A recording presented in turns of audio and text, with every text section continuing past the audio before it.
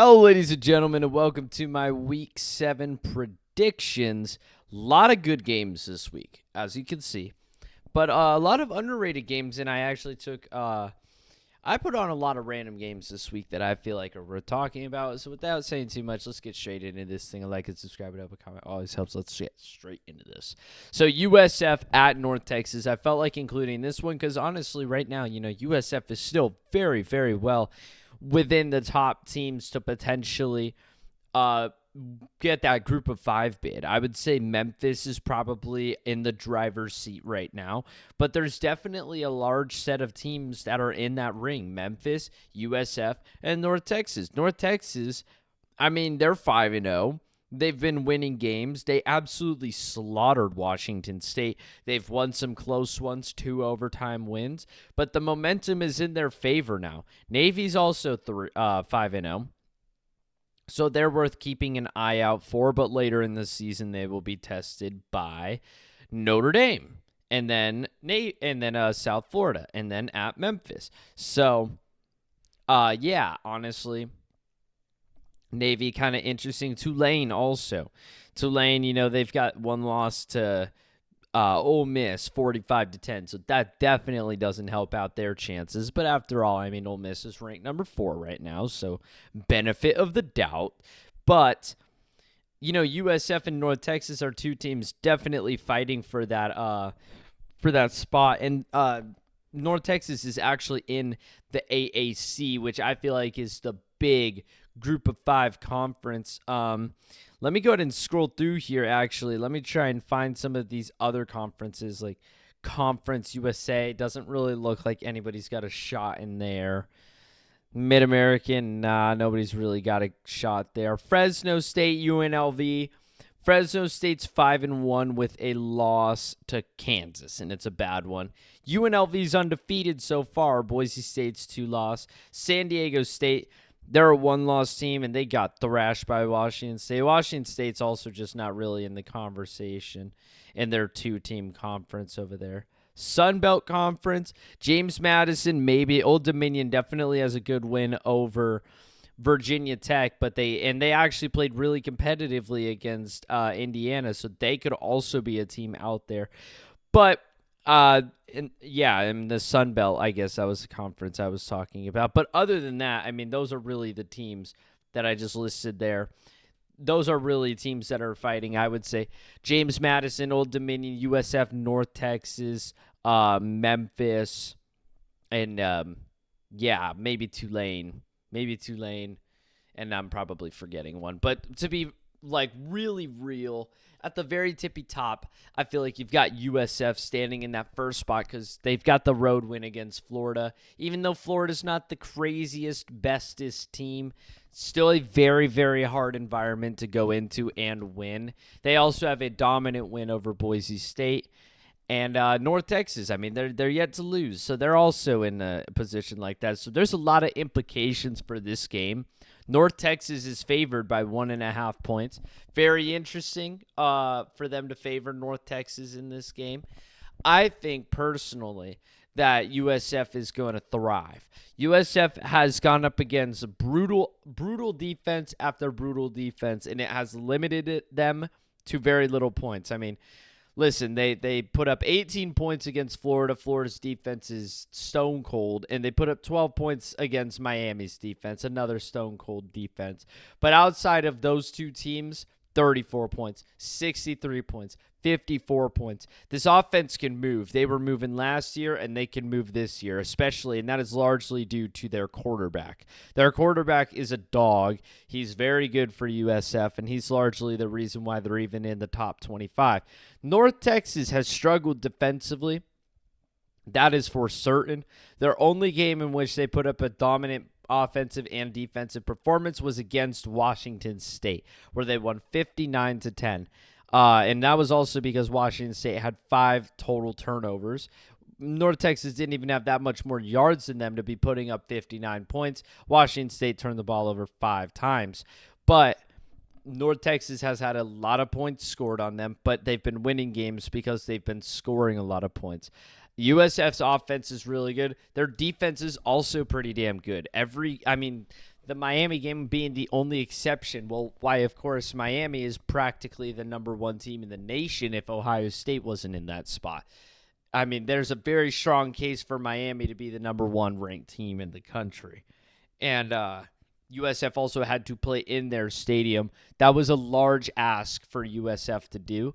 And, I mean, still for a little bit they were competing in there. But more importantly, I feel like that win over Florida was really impressive. It was a struggling Florida team, that's for certain, but still a talented, very talented Florida team at that. And they shut them down just to 16 points, and they managed to pick up the win. I think USF handles this one, honestly, with like North Texas scoring a late touchdown and 2-point conversion, something like that. I think USF has this one, but I also wouldn't be surprised to see North Texas play with a lot of passion and momentum. And if USF makes mistakes like turnovers, I wouldn't be surprised to see North Texas take an early advantage on that. So I don't see any problem with North Texas being favored in this game. It makes sense being in their home field, but I personally think South Florida's I think they're going to take this one. Ohio State at Illinois. This is actually a really underrated matchup. Apparently, there's some, I think it's called like Illabuck or Elibuck. I don't know. And it's like a turtle. I saw a post about it. There's like some trophy in this matchup. Not really too certain because Illinois has not been a good team for a very long time. And I think they said it's been like 7 years since this was a thing, or even maybe since Ohio State and Illinois last played each other. I'm not too sure, but Ohio State has to go into Illini Stadium, and Illinois, after their butt whooping they just got applied by Indiana. Granted, it was on the road against Indiana. They bounced back with the win over ranked USC. They honestly should have lost that game, but they take the win, and you always take wins. That's a W. Like that, there's nothing better a football team can do than win a game they weren't supposed to win. But they also beat Purdue in easy fashion. It was a high-scoring game, but they beat them on the road too. And that was a game they really struggled with last year. But Ohio State's favored by 14.5 points, but I do feel like there's something potentially brewing. Something that is for certain is Luke Altmaier is a fabulous quarterback, yet to throw an interception, and he has absolutely blasted the ball all over the field. Julian Sayin has not put up as good of a performance from as Luke Altmaier, but he's from Carlsbad, California, and I vacation there a lot because that place is absolutely lit. So fuck yeah, Julian Sayin. But Julian Sayin has 13 touchdowns, 3 interceptions. That's not crazy bad. But granted, Ohio State hasn't really played anybody. They played Texas to start the year. Texas is now out of the top 25. Other than that, they played Grambling, Ohio, and Minnesota. And then their hardest game so far this season was at Washington. That was their hardest game. And he did throw an interception there. So that's good. In the competitive games, you're not throwing interceptions. 2 of his interceptions came against Ohio. So I guess they're kind of iffy. In games they're absolutely dominating, he throws an interception. He had an interception against Grambling as well. So, nothing crazy there. The interceptions haven't been detrimental for Ohio State. So Julian Sayin has protected the ball fairly well from what it looks like. And both teams are pretty split offensively. It's just both teams haven't really played much of anybody. I mean, Illinois now, their win on the road against Duke looks really, really good. Now, Duke had 5 turnovers in that game, but Duke has been winning games. They've been winning games, and they've gone 4-2 since then, with their only other loss being at Tulane. So it's not looking horrible for Duke, and that win that Illinois has over Duke is starting to look better. The domination that was applied to them by Indiana doesn't look good, but then you bounce back with a win over USC. Illinois has something brewing, and one loss is not determining of how the season goes. They're going to show up for this game, and the fans are going to show up for this game. That's for sure. The thing is can they actually get over the Buckeyes? The Buckeyes are going to play hard. Obviously, their defense is going to be brutal. Their defense is one of the best in the nation, if not the best in the nation. Can Luke Altmaier not throw any interceptions? Can he keep that trend going, or is he going to crumble? Are they going to turn the ball over? I think this one's going to remain defensive. I think Illinois is going to start off with an early first quarter touchdown drive and go into halftime, tied 10-10. But in the second half, they will just struggle even more against this defense to get anything going offensively. They'll try to go for a fourth down inside of Ohio State territory and fail, and that will be like a momentum shift, something like that. I feel like this game will be competitive more than people like it to be, and Illinois doesn't find a way to pull it off. But I think Illinois is gonna show up for this game. I feel pretty good about them in their home stadium showing up and playing a good competitive performance. Bama at Missouri. This one's super interesting because Missouri has just quietly floated their way up to number 14. And Alabama has obviously completely turned their season around with a win at Georgia and a win against Vanderbilt in dominant fashion. And Vanderbilt's offense was their everything this year. Vanderbilt's offense was what was carrying them to their undefeated record at the time. Missouri, kind of the same dealio, Now, they look better overall than Vanderbilt in terms of offense and defense. I would say Vanderbilt's offense is probably better, but Missouri's defense is definitely better than Vanderbilt's defense. But they've got a damn good running back, and this is going to be a big-time game. There's going to be a lot of fans here. That Missouri Stadium, I said this in a previous video, I feel like that's one of the hardest places to play, and that place gets crazy. That place gets absolutely crazy.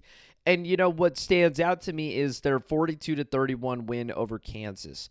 Now, Kansas did get a scoop and score in this game, so the score is a little bit closer than it should be. But, I mean, the thing is Missouri was just so dominant in this game, and they didn't even look like it. Kansas had 31 points, and they only had 254 yards. Missouri had 42 points and 595 yards of offense. Missouri can move the ball. They can move the ball offensively. They also beat South Carolina in a matchup of 29-20, where they had 456 yards and South Carolina had 300. 150 more yards of offense, yet there's only a 9-point difference. But also, more importantly, they held South Carolina to -9 rushing yards the whole game and only one interception. Now, the thing is, South Carolina's defense is seemingly good for the most part, but Alabama's defense is going to be on another level. And Kalen DeBoer is obviously I don't know what the word is. I don't know what the word is. He's not new to road games. He just went into Georgia, played in a tough environment. He's got this Alabama crew rolling. But I feel like Missouri's running back is kind of just a dog right now, dude. He's playing great football. I'm not going to take Missouri in this one. I do think they have a really, really, really good shot at winning this. But something that stands out to me in these previous performances has been the turnovers for Missouri. They like to turn the ball over. Whether it be, it's not a crazy amount. It's not a crazy amount, but it's consistent.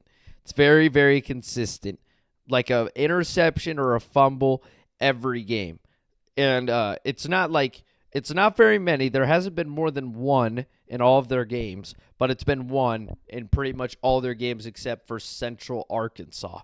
If they can protect the ball, they will have a very good shot at winning this game. And I'm not saying Alabama won't turn the ball over either. They might turn the ball over. They turned the ball over once against Vanderbilt. They turned the ball over 0 times against Georgia. Against Wisconsin, 0. Against UL Monroe, who is actually the former Missouri running backs college, 0 times. And against Florida State, they probably turned the ball over. No, they didn't. They didn't turn the ball over. So Alabama has also been extremely good at protecting the football, with I think their only turnover coming against Vanderbilt. They've been extremely good protecting the football. If Missouri turns the ball over once or even twice against a very good Alabama defense, that's going to be a huge difference in the game. They have to protect the football, can't make mistakes, no fumbles, no bad interceptions, because you can almost guarantee that Alabama's not going to give you that. They're not going to give you those turnovers. And Ty Simpson has been playing great football. He's completely proved me wrong. At the start of the year, I think, or maybe not. I don't know if I said this, but at the start of the year going into Florida State, he just didn't look too good. I thought higher of him when I watched him play, but still, I was like, Heisman implications, crazy. But I thought way higher of him after that Florida State game than when I was thinking going into this year. And since then, he has just slowly played better and better and better, and he's actually really, really good. He's one of the best quarterbacks in the country. He's fighting back into that Heisman conversation right now. He's going to play great. Missouri's defense has kind of been iffy for the most part. I think Alabama's going to get a big road win here, but Missouri's going to play super, super tough. I think Alabama gets another big road win here, and Missouri fans are going to be disappointed, but also Missouri could very well win this game. I would say pretty even matchup. Pitt at Florida State. I kind of included this one just because I want to talk about Pitt a little bit. They are super bad. They are super bad. The thing is they had a huge win, 48-7 over Boston College. Boston College turned the ball over 3 times. Pitt had 500 yards of offense. They converted 3 of their 3 fourth downs. They're going to dominate a game at their home stadium against Boston College. But what really takes me off is their loss to Louisville. They should have won this game against Louisville, yet they turned the ball over 5 times, and they failed 3 of their 4 fourth down conversions. That's 8 total times you just didn't score. You just gave the ball to the other team. Yet they're only losing by 7 freaking points. And that's just like a game you should be winning, and you're not winning it because you're just beating yourself down. And then the other one that looks really, really bad for Pitt right now is their loss versus, you guessed it, West Virginia, in which they were out offensed in overtime at the end of things by West Virginia, who is getting trampled left and right in the Big 12 right now. That win over Pitt, West Virginia lost to Ohio, so it was like, oh, no, there's no way West Virginia beats Pitt, and they managed to beat him in overtime. How does West Virginia go on about that? They lose by 31 points to Kansas, and they lose by 34 points to Utah, and then they lose by 14 points at BYU, but they scored a touchdown with 1:14 left to make it look a little closer. They've been getting tossed around, and I understand it's a rivalry, so teams will play different.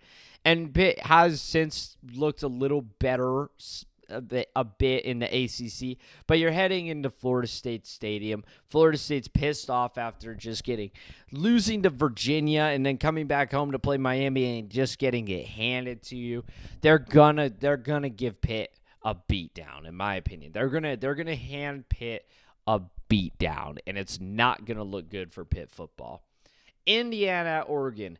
I am so tempted to take Indiana in this game, but I'm not gonna. I like Fernando Mendoza, but mainly I like Curt Cignetti. He's just such a great head coach for that football team, and he's doing such wonders for Indiana football. It's just amazing that Indiana football is so good now because of one person, one head coach. That's all it takes, dude, is a great head coach to come in and change a program. And the beauty of it is he's not going to a big brand like Georgia or LSU or something like that. He's at Indiana. And he's doing miracles for the program. But Oregon's coming off a heater against Penn State, even though Penn State obviously fell off a bridge. They're coming off of heater, and they had a bye. That's also big. They also had a bye. So that just makes things even worse for Indiana, even more unlikely. Indiana's also coming off of a bye. Lucky for them. So both teams are going to come into this super healthy. Indiana's probably going to come in with the mentality of the Illinois game, not the Iowa game. But the thing that stands out to me about that Iowa game is that when they ran into a real defense, they didn't really score points. Now, Curt has been good about staying in football games, at least from like last year and sort of this year. But when it comes down to ranked teams, especially on the road, it's just been really difficult for Indiana football to continue to play at their elite dominant level that they were playing against their nobodies.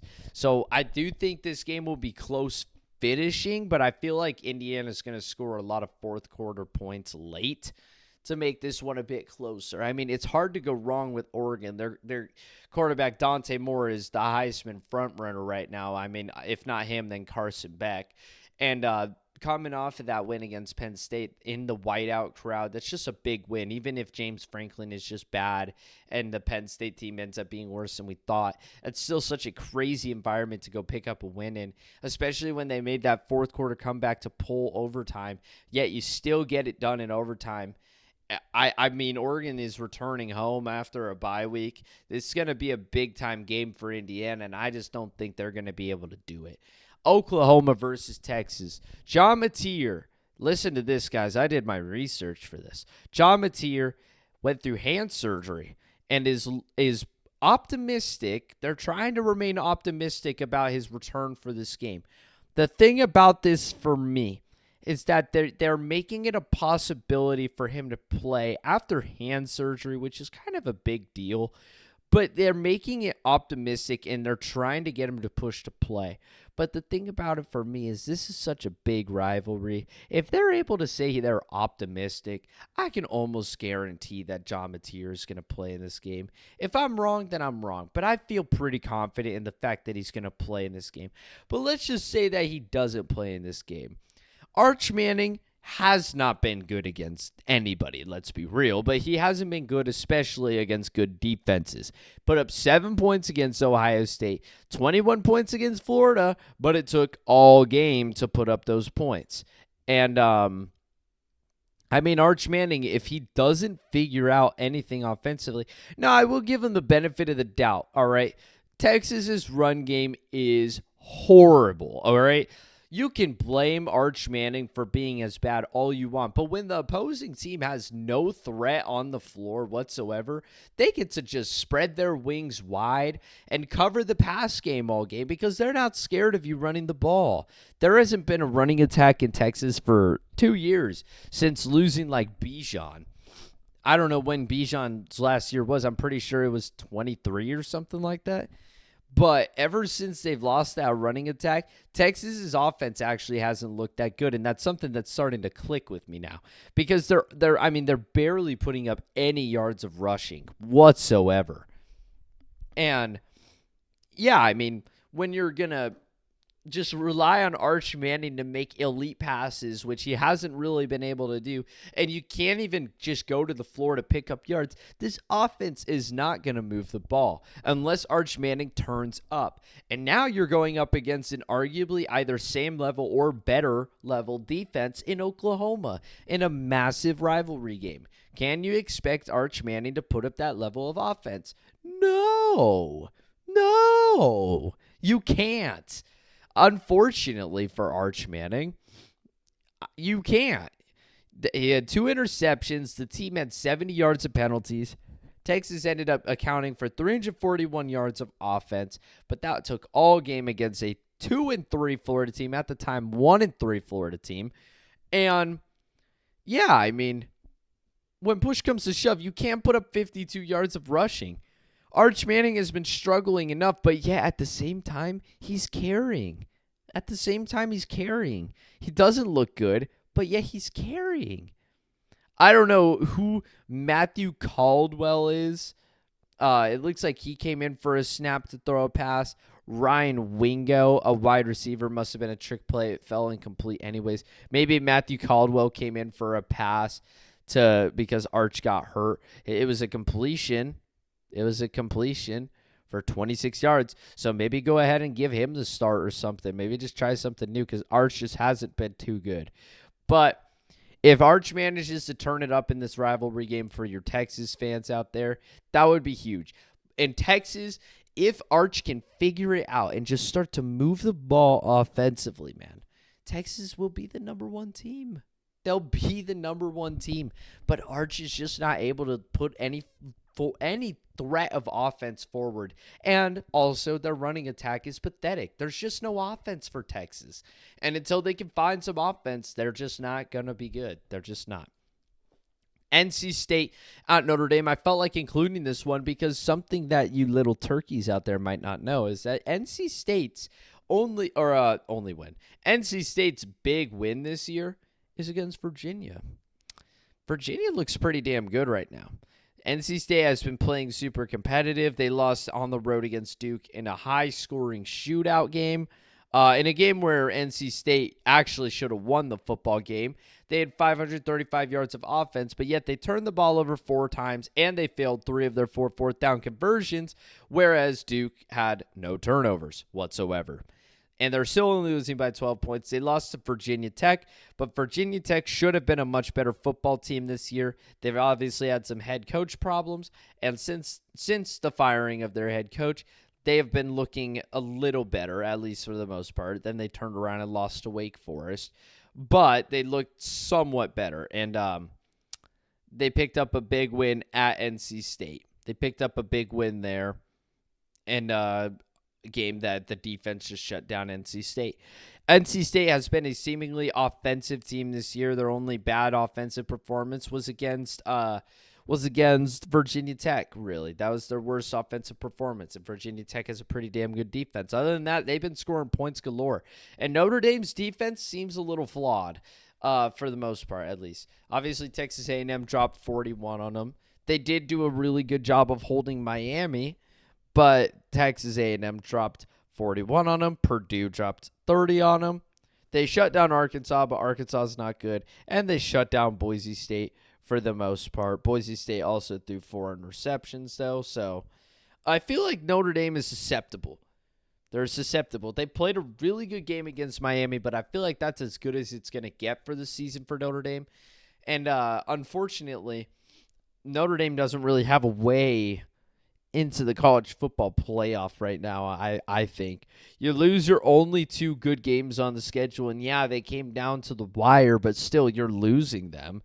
You got USC later. That could be very interesting, but honestly, the schedule looks winnable for Notre Dame, but if there's a lot of 10-2 teams, there's a lot of 10-2 teams out there that would have better resumes than Notre Dame just because Notre Dame isn't in a conference and they're just not scheduling hard enough opponents. You know, when you think in hindsight, you'll schedule USC, obviously, Miami, and Texas A&M, but you can't lose all those games. Syracuse obviously is not looking as good as they were supposed to be, same with Pitt.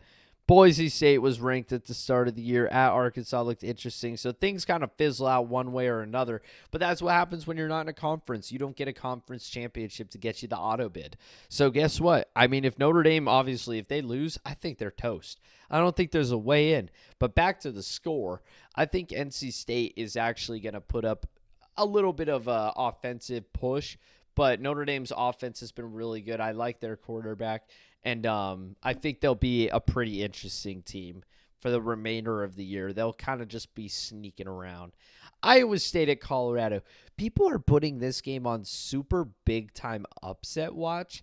I'm sorry. I'm taking Iowa State by a lot. Iowa State has been really good. And, guys, Colorado's 2-4. All right, Colorado's 2-4. Their best win is probably against Wyoming. Every ounce of competition they've played, they've lost. I mean, Georgia Tech beat them but only by 7 points, but Georgia Tech turned the ball over 3 times, and Colorado still couldn't win the football game. Houston, on the road, Houston dominated them. Houston doesn't even look that good right now. They just got destroyed by Texas Tech. BYU, they almost beat BYU in a game they were up 14-0 in, yet they just couldn't put it away. They had past 14 minutes in the fourth quarter to potentially just kick a field goal, and they couldn't do it. And they honestly just didn't put up an offensive performance really much at all. They had 119 yards over the air. They were just running the ball, if anything. And then most recently, they were being competitive against TCU. They started off 14-0 again, but then TCU just took over the game and ended up winning by 14 points. Yeah, with a very late touchdown, but that was a secure. And I just don't see why people are giving Colorado super good credit. Like, they're not the worst thing ever, but they're really just not that good either. their offense just hasn't been good, and they've kind of just been getting a lot of give-ins in games. Iowa State just lost their first game of the year. It was on the road against a very underrated Cincinnati team, and all of a sudden people are picking Colorado over Iowa State. Prove me wrong. If you prove me wrong, you can laugh at me in the comments, but I just don't see there's any way that Colorado is winning this game. Florida at Texas A&M. More like Auburn at Texas A&M. Defensive matchup. DJ Lagway, obviously coming off of a big win against Texas, but that Texas team is now unranked, and obviously, they played really good, but that was at their home stadium. You got to go into Aggie Stadium. You pick up a win here, you're freaking back, Florida. You're back, Florida Gators. But that's going to be a really tall task to complete. I forgot to change the @ symbol again, bro. Jesus, what is wrong with me? But yeah, I don't see anybody beating Texas A&M for a while at least. Texas A&M, I think they're like 3 games back to back to back, all at home, which really benefits them, if anything. I mean, yeah, they played Auburn at home, Mississippi State at home, and Florida at home, and then they got to hit the road 3 games. So that's going to be really difficult for them. But, I mean, Texas A&M is looking at a golden schedule. So if there's any game that they might lose, this is definitely one of them. And then the 3 road games, obviously there's some hard ones mixed in there. But this is, if they're going to lose a home game, this is the one. But I just think Florida's offense is going to struggle greatly against Texas A&M's elite defense. Georgia at Auburn. Georgia at Auburn. I haven't been picking many upsets like I normally do. Well, boom, here you go. I'm picking Auburn. Auburn, this is your year. This is the time. The fans have watched you. You've taken some sad losses in close games against very good teams. Oklahoma and Texas Oklahoma and Texas A&M came down to the wire. They picked up an early season road at Baylor. I got Auburn, man. Georgia, the thing is I've been praising them. They've been looking good. They managed to win that game against Tennessee. But again, if Tennessee is a kicker, Georgia could be 2-loss team right now, sitting at the bottom of the top 25, right around Auburn. That wouldn't, now all of a sudden it doesn't look too good for Georgia.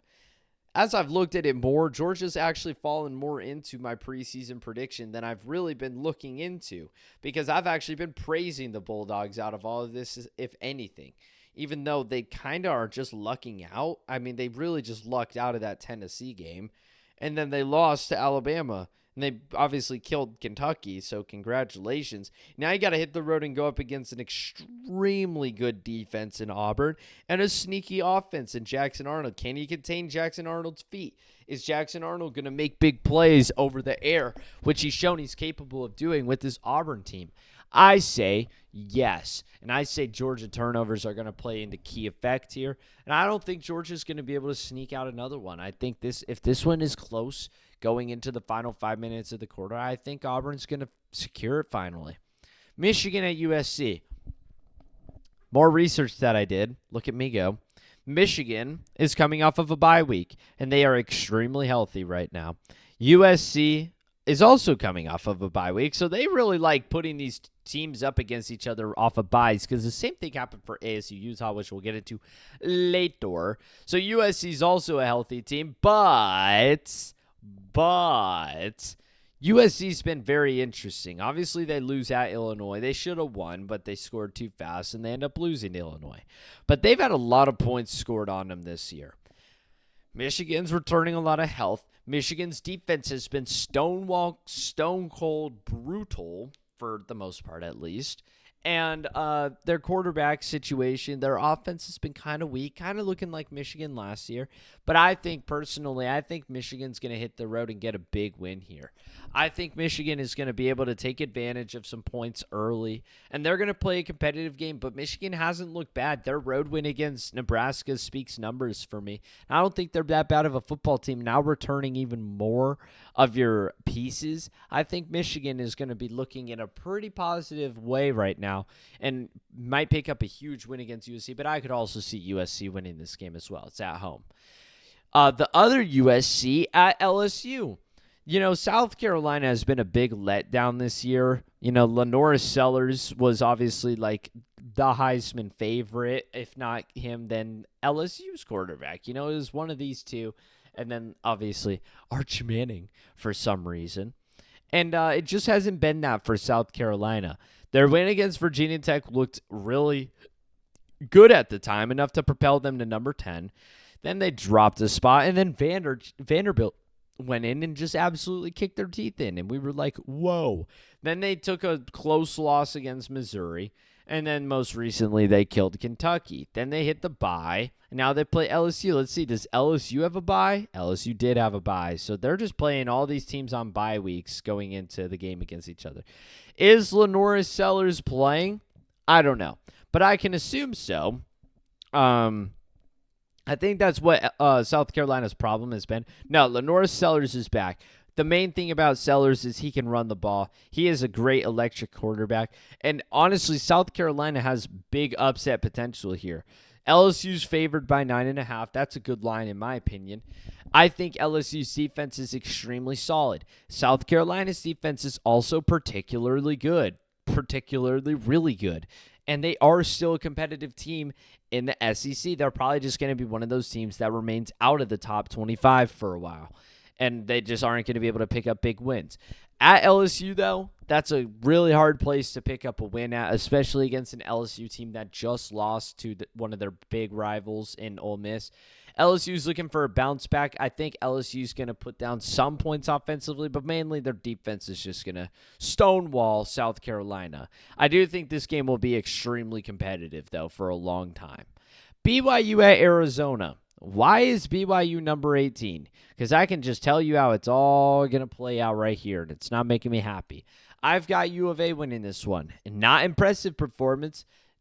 It's not going to be pretty, but I just think BYU is going to give them every opportunity to win this game, and U of A is going to win it. I think BYU is going to turn the ball over, and their offense just hasn't looked too good this year.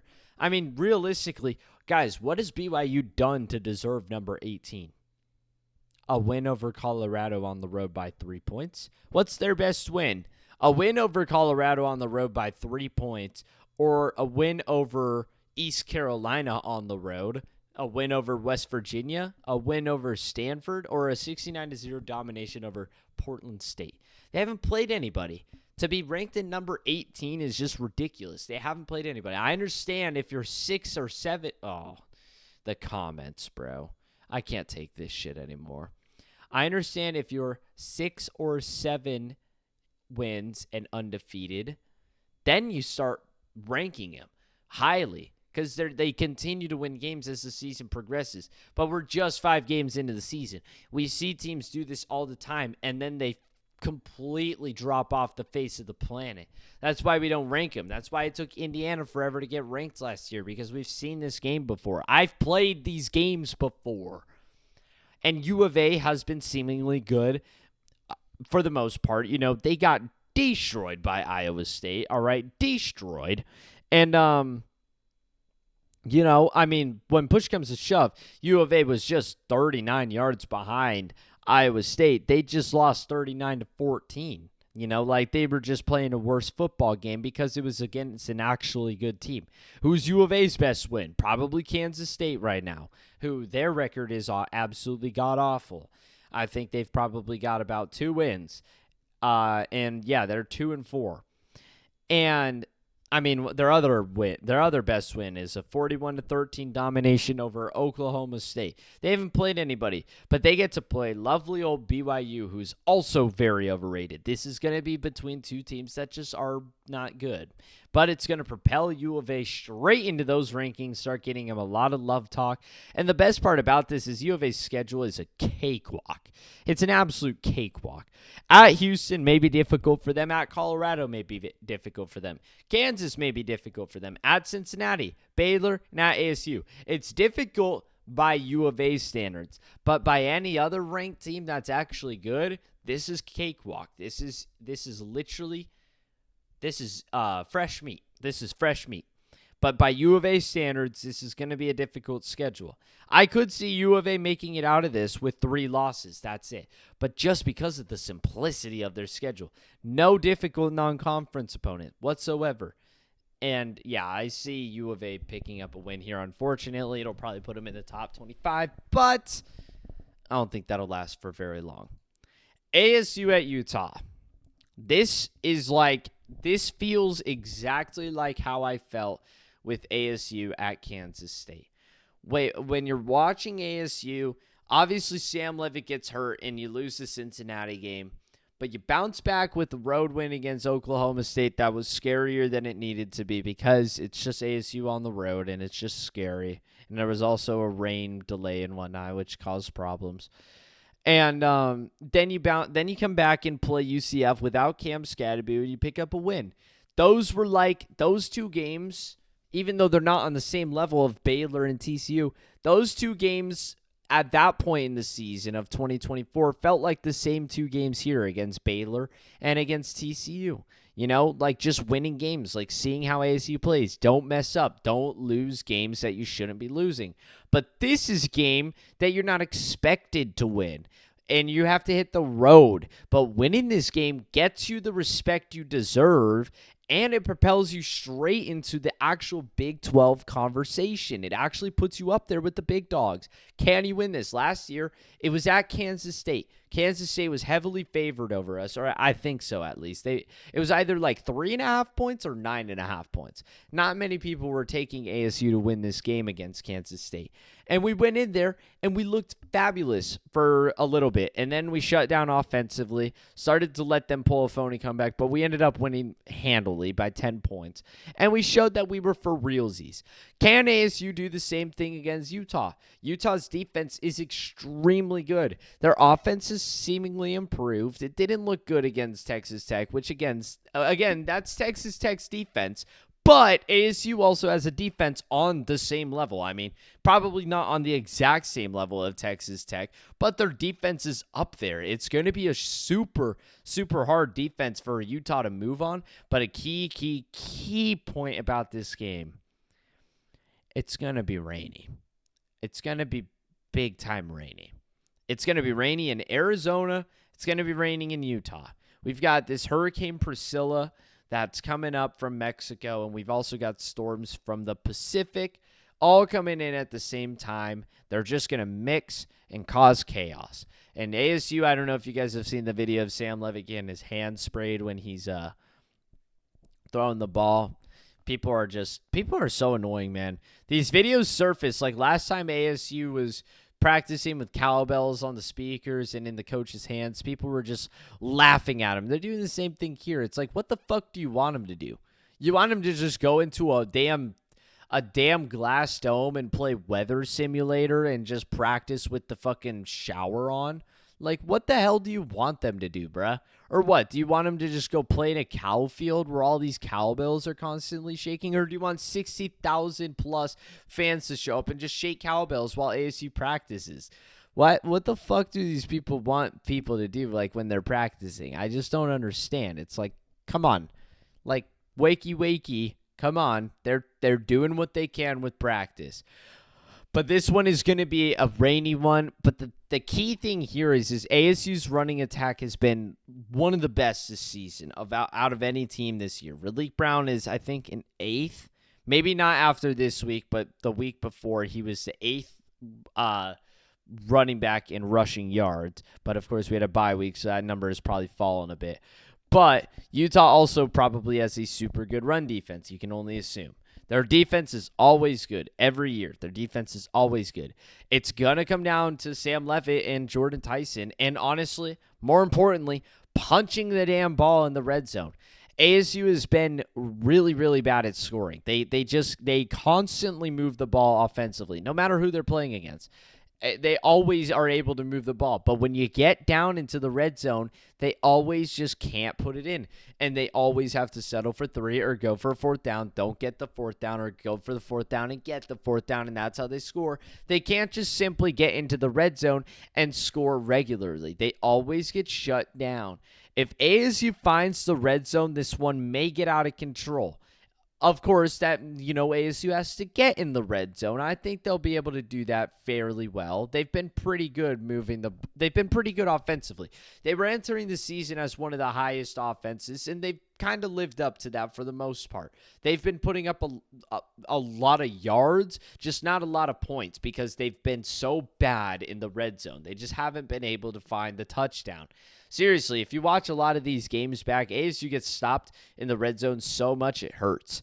And they could have put down so many more points in these games. Even the Mississippi State one. We had the ball on the 1 yard line and we opted for 3 when we should have just QB sneak it and get the touchdown. Or if you don't get it, they're on their own 1 fucking yard line. What are they going to do? Huh? What are they going to do? Drive 99 yards and win the fucking football game? Just go for it, bruh. What the fuck are we doing? But, I mean, there's been a number ringing in my head the whole time for this one. And it's been 22-19 for some reason. I don't think ASU is going to be able to find the end zone very well. And I think it's going to be a field goal fest. I think it's going to come down to field goals. But I think ASU will be down for most of the game, but they'll get up late and go for like a 2-point conversion. Yeah, they'll be like 14-19 or something, and they'll score and take a 2-point conversion and somehow stop Utah defensively. And I'm pretty confident in ASU to win this game, but I wouldn't be surprised if Utah wins this game. This is a really, really, really big one for both of these teams because Utah, by all means, is not out of the conversation. You know, they played Texas Tech 4 quarters. They just lost it in the 4th quarter. You know, if you can play better earlier in the game offensively and manage to put on some points on Texas Tech and continue to shut them down, all of a sudden you might win this football game. But they didn't. Let's take a look-see at Utah's schedule and who they have from this point on. Utah's favored by 5.5 points. After this, Utah has to go at BYU. I don't care what I said about BYU. That holy war is always crazy.